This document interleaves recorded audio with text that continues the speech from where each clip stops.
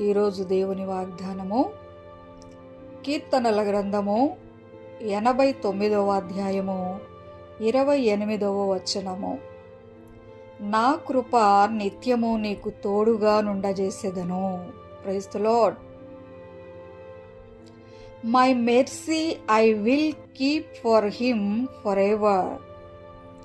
నా కృప నిత్యము నీకు తోడుగా నుండజేసేదనని ప్రభు మనకు వాగ్దానము చేయుచున్నారు.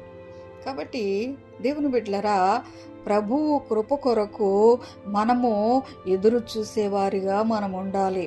ఆయన కృప కొరకు మనము ప్రార్థించేవారిగా మనం ఉండాలి. కాబట్టి ఆయన తోడు కొరకు, ఆయన కృప కొరకు ప్రార్థనలో సహవాసము చేస్తూ ప్రభుతో మనం మాట్లాడేవారిగా, ఆయన మేలులు పొందుకునేవారిగా, ఆయన కృపకు పాత్రులమయ్యేవారిగా మనము నడుచుకోవాలి.